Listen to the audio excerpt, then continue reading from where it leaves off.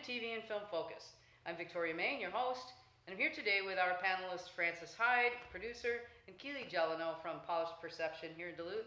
And today our special guest is Richard Hansen, founder and director of the Duluth Superior Film Festival. Hi. Richard, thanks for being here. Thank you. Thanks for having me. You bet. So let's start with the basics. Okay. Tell people what's going to be at the festival, when in the festival. Absolutely, sure.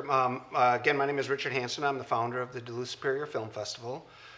This year, the festival will run September 22nd, which is a Thursday, through September 25th, which is Sunday.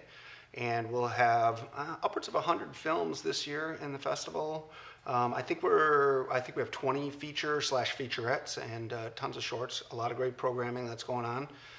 Super fun events. And so Friday, Saturday, every night actually, we're going to have a ton of great events. And we'll be located, our opening night is going to be at the West Theater.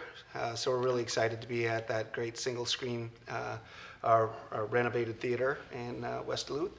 And then most of our screenings will be at Zeitgeist, but we'll have a number of specialty screenings around and other specialty events. A lot of our activity are going to be at the Annex, which is the Hostel du Nord's Annex, which is it's an auditorium, but it's also a hostel. So it's going to have a really fun and interesting environment. So we'll be doing all of our panel discussions and things like that there. And then we're going to have one special event at Library Plaza, which is going to be an outdoor sort of experimental film extravaganza with live music performance and some pretty interesting visuals, glitchwork visuals, and so that'll be kind of a kaleidoscopic, exciting, and kind of a fun outdoor event on Friday night.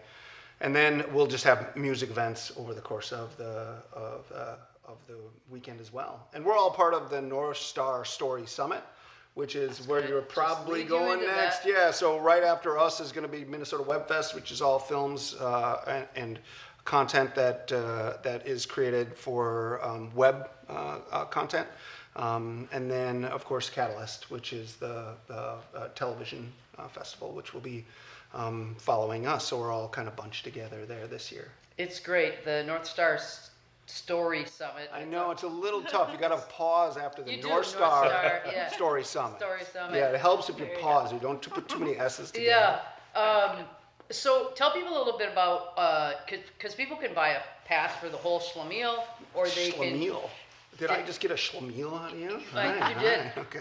Or they can do day passes, right? So talk a little bit about that. Yeah, you can do tickets are individual tickets for a show. I think those are $11, and then a $20 day pass, and then a $60 festival pass, and a $150 all access festival pass, which is special events. Gets you into the parties. Yeah, it gets you to some of the specialty things that we're going to do. And we're really excited about Ricky McManus. So we know Ricky very well. Mm-hmm. We've been doing her Pretty Gritty City tour, as we've been calling it.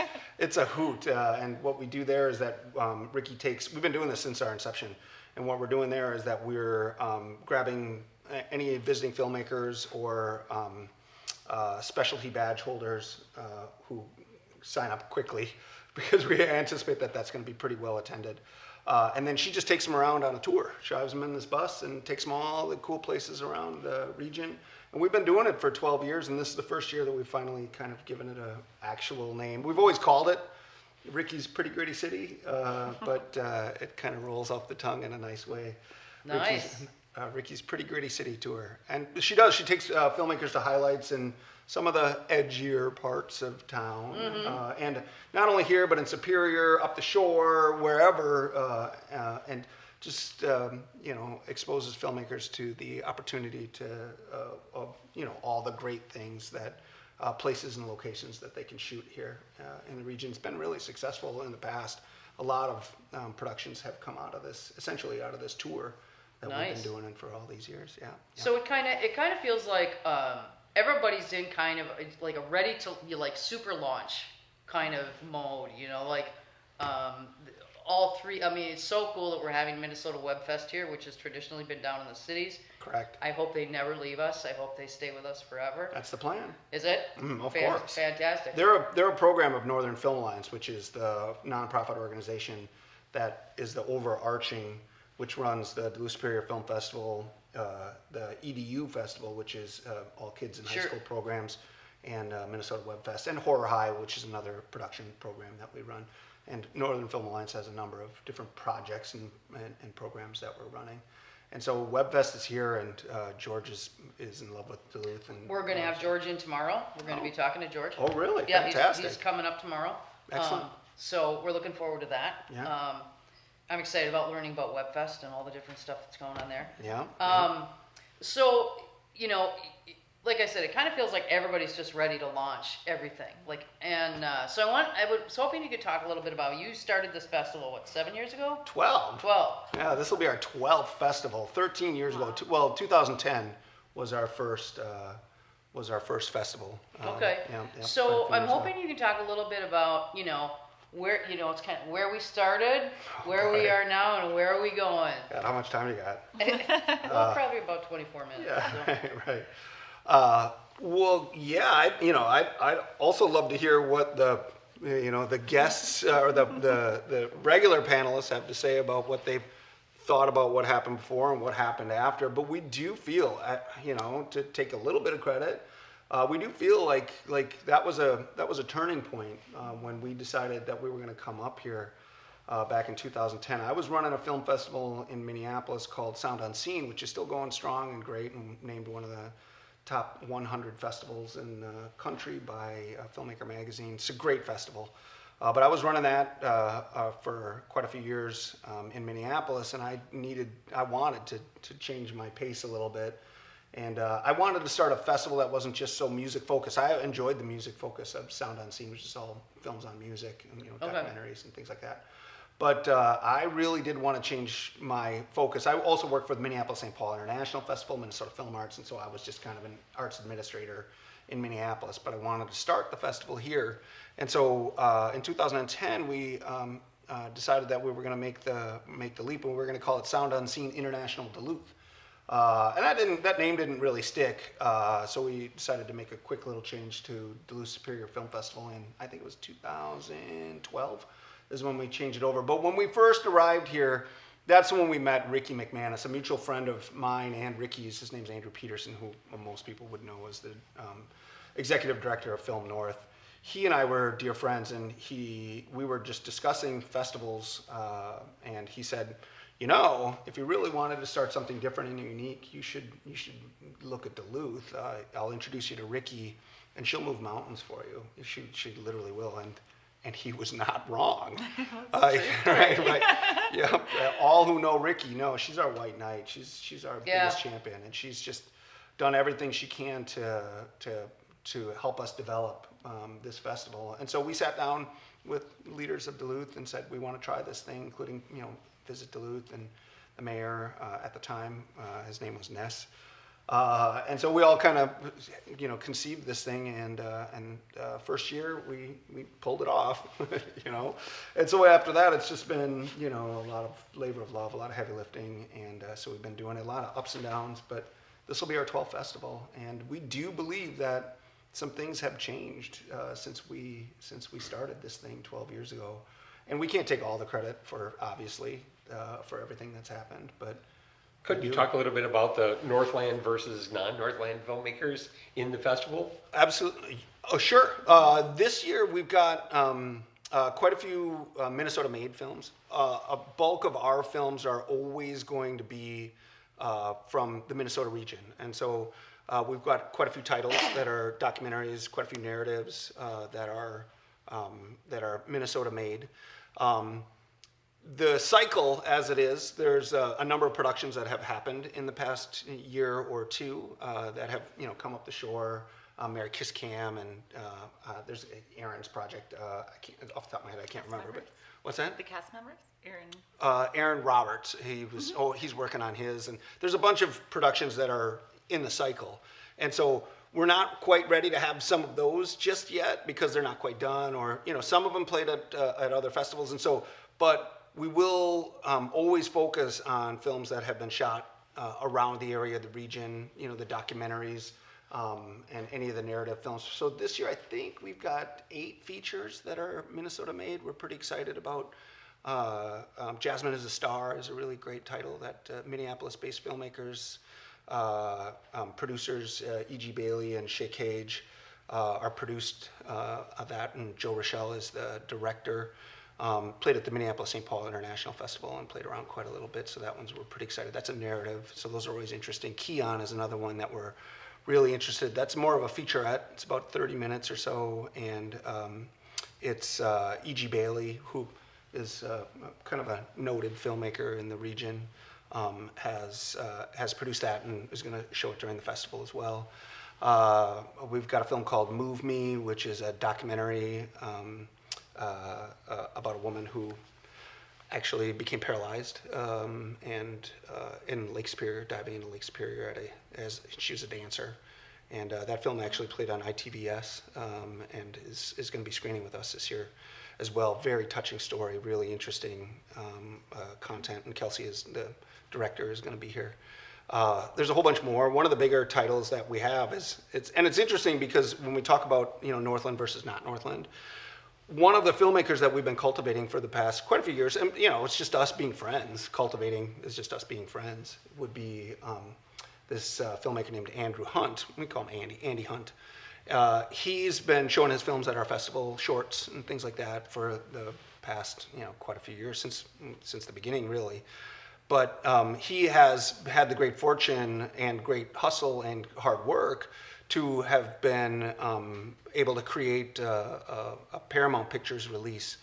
So major motion picture studio starring Guy Pearce, Jeremy Davies, that will be our opening night film this year. It's called Infernal Machine. And Andy, of course, will be here.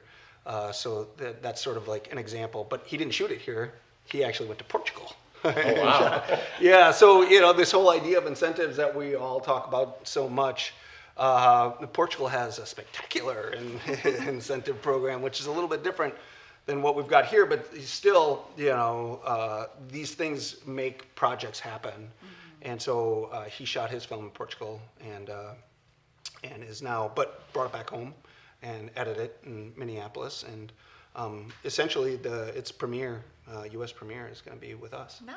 Yeah. And so Guy Pearce is obviously a big star, but he's also like Andy's buddy, which is weird. Like they talk on the phone and stuff like that. So yeah, it's an example of all the many levels of productions, and sometimes they go there. They still bring back commerce here, but not all films can be made in Duluth. Not all films can be made in Duluth, that's for sure, but a lot of them can. And so our cycle really will be, next year we're hoping, that a lot of the films that have had their productions, Cash for Gold would be another example of one that we know will be done fairly soon. And we always hope that they're going to get into our festival. That's not always the case because, the way that release schedules are, and depending on what festivals they get in before us and what availability they have and what their loyalty, not even loyalties, that's an icky word, but what they decide on how they want to work with the festival. A festival strategy. Yeah, so, and sometimes, a film like, a good example would be Hockeyland. Hockeyland's a film that's out right now, and they did a small festival run, but they were ready with distribution right out of the gate. They'll be playing a week before the film festival, and God bless them for doing, that's, J.T. Haynes is a local guy, and the production crew is nearby. So we don't get everything in the Northland, and we try to support as much as we possibly can. It kind of seems like, it used to be, back in the day, there was really a void between Duluth and the Twin Cities. There wasn't a lot of connection there. And it really seems like that's changing. There's a lot of collaboration, a lot of working back and forth, a lot of people from both communities coming together, supporting each other in a variety of ways. So talk about that a little bit. And actually, Keely, I'd like you to maybe talk about that a little too. Yeah, I'm not the only expert on that. That's for sure. I didn't create the incentive program, but I certainly believe in it, and I believe all the things that have happened. And again, we didn't, as the film festival, I can't take all the credit for that, but we have been standing on this particular box and saying incentives and rebates and all the rest of these types of things for many years. That was always been our goal, is to have as many productions in this region as possible. And one of the factors is to have a good, well-run, successful film festival, and that helps a lot.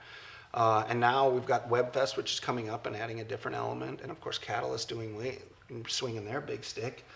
You know, they've got the most powerful, swing within the region on, bringing productions here, and so that crew obviously have been immensely supportive and of all the things that have Catalyst. I work for Catalyst, and we were right there saying, yes, please bring these events here and bring this production, and the way that they go about their business is really. Well, I've always been impressed by the Duluth Superior Film Festival with the variety of stuff. I forget which, it must have been 5 years ago, 6 years ago. Oh, good I remember stuff. I went to one afternoon and I came away saying, God, our film community is so cool. That was where I began.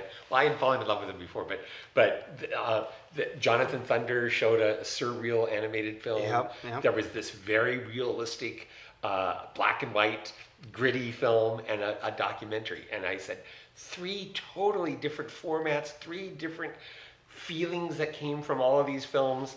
And they were all there in one afternoon, and they were all local Minnesota filmmakers. It was incredible. Yeah, I think you're talking about 2018, maybe?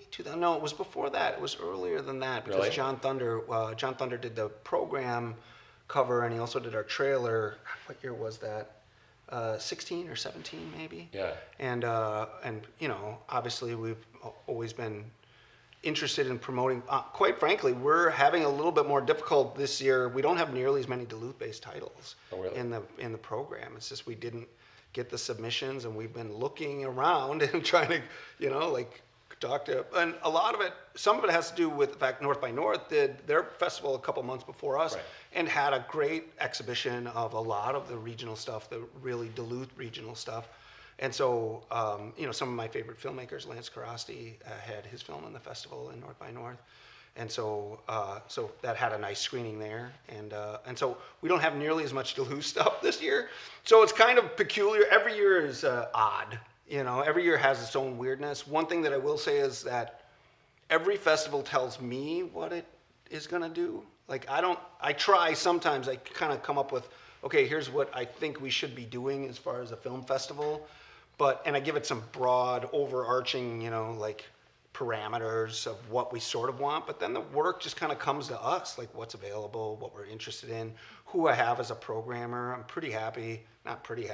exceptionally pleased that Dan Schneidkraut has come on board. He's a McKnight Fellow and won a Creative Capital Award and has made his own films. He's immensely successful, I guess you could say, has won lots of awards, but not necessarily had his films screen at festivals around the country. True Falls, his Truth About Hastings just played at True Falls a couple years.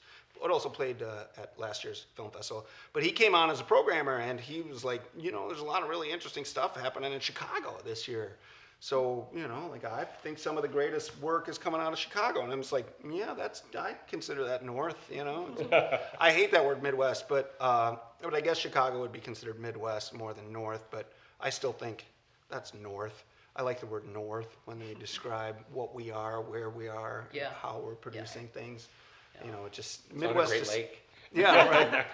Well, yeah, right. It's on a Great Lake. We got quite a few titles from Milwaukee, Minneapolis, obviously, some Wisconsin titles, some interesting Wisconsin titles. Well, actually, a woman from Wisconsin who went and shot her film in, I forget, I want to say Guatemala, but it's Haiti. I can't remember. I'm going to goof that up.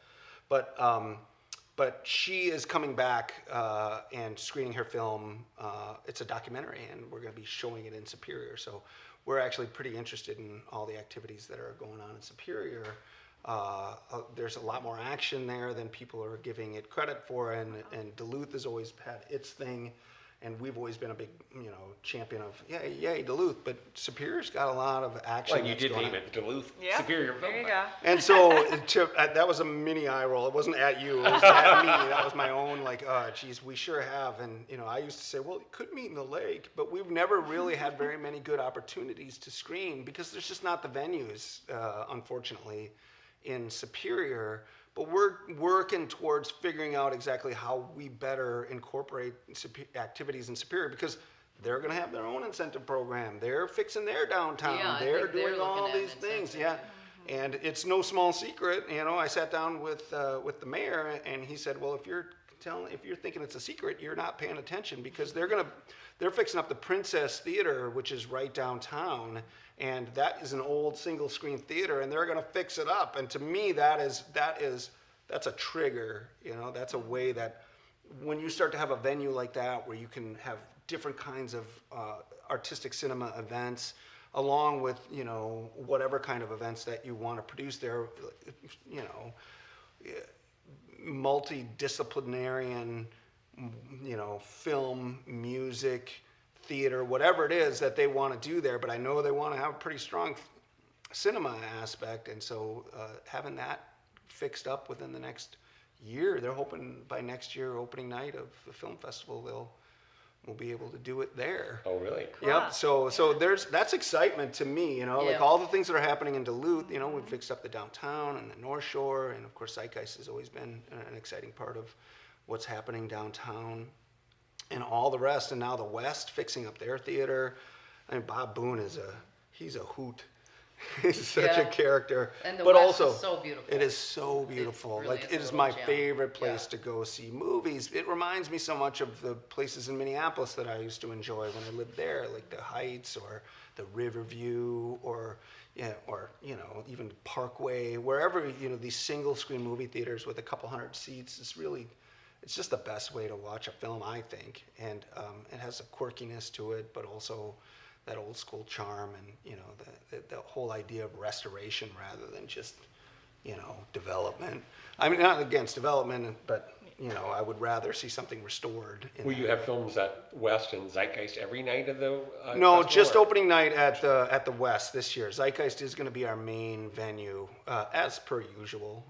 We've had a long and positive relationship with the Zeitgeist over the years, and so there's no reason for us not to. I mean, like, it's really great there. The systems that we have in place, the way that we can get the DCPs in and all the rest of that. So there's all kinds of tech stuff that works pretty smoothly with us there. But also the theaters are fantastic. It's centrally located, small footprint. A lot of the hotels are within, parties are close by. Everything walking distance, that kind of a thing. Now we are going to expand out a little bit now. We've always been proud of our small footprint, but we are going to expand out. We're going to do some stuff in Superior. We're going to do some stuff at the West. We'll do some, library is not necessarily not downtown, but it's a little, the annex is a little further in that direction. It's like, third. But still, that whole idea, and it's a great place to have, just about all the activities, the cinema activities that we're going to have there. And Catalyst is there, and WebFest is going to be there. So having that as a sort of a film center is fantastic. And so we'll always do that. But the idea is to start to branch out just a little bit. We want to have more activities in Superior, and because we think that there's good things happening there, and we want to profile that. And plus, it expands your capacity to show film. It does. We are always going to stick with this concept of being a boutique film festival. Jordan Brown, she was one of the directors a few years back. She was fantastic, one of our favorite programmers ever and directors, and she coined that phrase. She said, we're a boutique festival. And it's kind of a funny word, but really it perfectly describes exactly what we're trying to accomplish.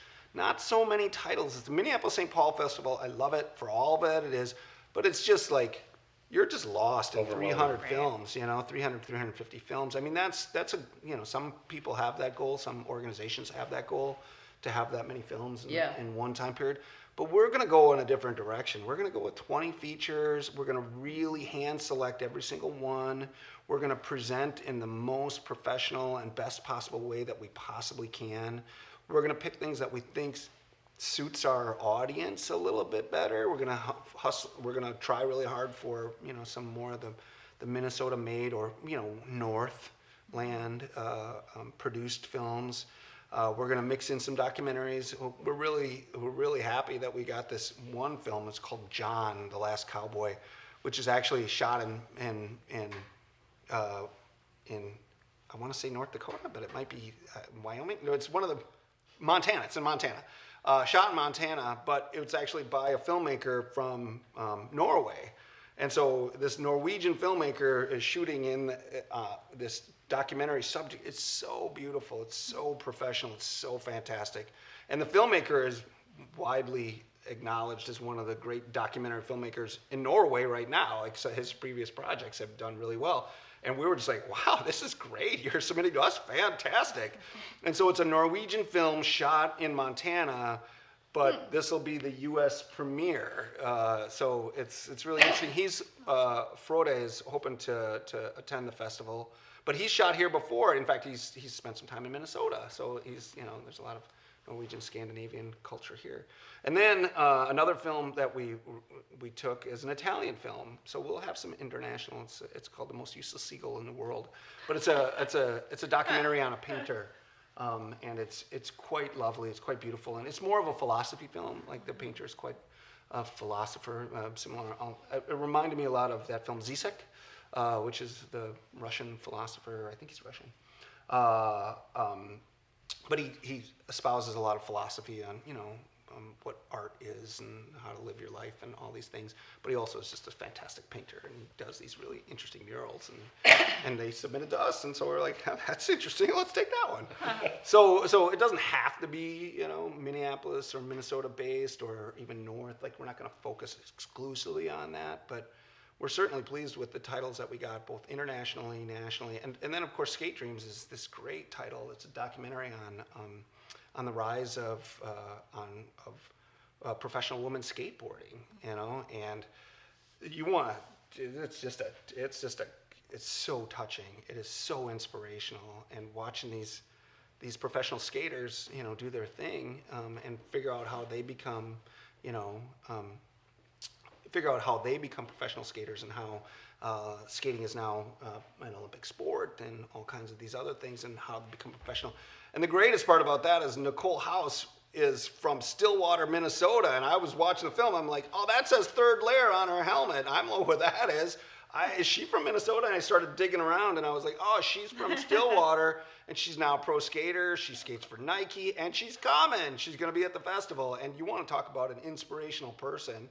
She's just really interesting. And the director is also going to be here, and she's had tons of, and so it played at South by Southwest this year. Trey was the one who programmed it. He did a great job of chasing it down, and did a really fantastic job and so Nicole and Jessica are both going to be here for the festival. And then we're going to have a big old party with that, right afterwards. We're going to have people bring their skateboards and rolling down the street, and doing a little critical mass work, so that should be interesting. Yeah.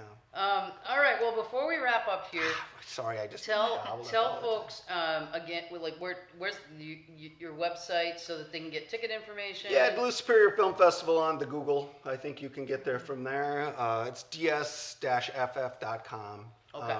But and the website's all set up and ready to go. It looks dialed in. I think it's all accurate, but you're never 100% starting up sure. on the 22nd. It's 22nd of September. Yeah, about 2 weeks from. Well, that'd be 2 weeks from today. Wow, fantastic! I know. Be there. Fun's yeah, coming. yeah. But get your tickets, and also keep an eye out and all the rest. And we're super happy to be back to doing it. 12th year. So yeah, 12 years. All right. Well, thanks for being with us, and we'll see you next time on TV and Film Focus.